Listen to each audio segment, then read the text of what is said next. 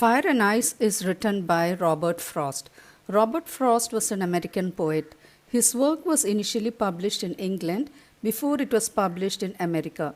He was awarded the Congressional Gold Medal in 1960 for his poetic works. On July 22, 1961, Frost was named the Poet Laureate of Vermont. Let's look at the theme of the poem. The poet discusses about the destructive features of human emotions. Now, what are the different human emotions? There are various kinds of human emotions like love, like, hate, desire, sorrow, pain, etc. So all these features have destructive aspects as well. So he uses the symbols of fire and ice.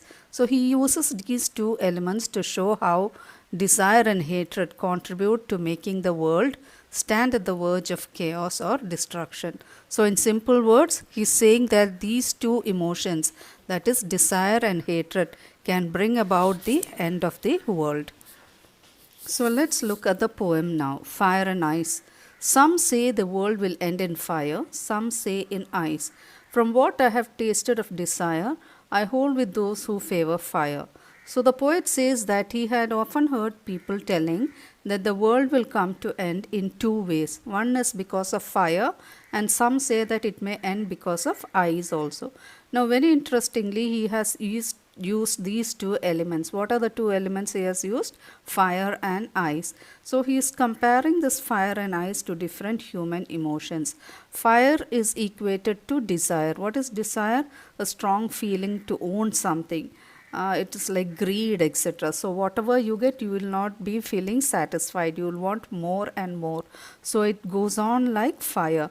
And ice is equated to hatred. So he says that these two elements, fire and ice, can bring about the end of the world.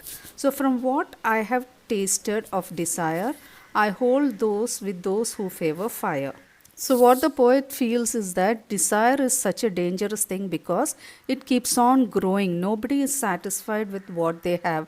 It just grows on just like fire, and it engulfs the whole world and destroys it.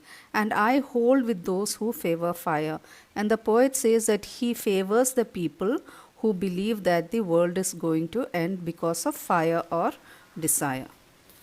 But if it had to perish twice, so what's the meaning of perish? Perish means to be destroyed. So if the world is going to be destroyed twice, I think I know enough of hate. So he's saying I know enough of hatred because here he's comparing ice to hatred.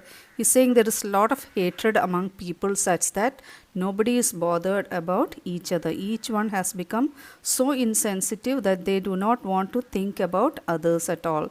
So to say that for destruction, ice is also great. So he's saying the earth will become frozen because of the inactivities of these human beings, because nobody will be bothered about each other. So he's saying that for destruction, ice is also great and would suffice. Suffice means be enough. So he's saying that ice is also equally good like fire to destroy the world.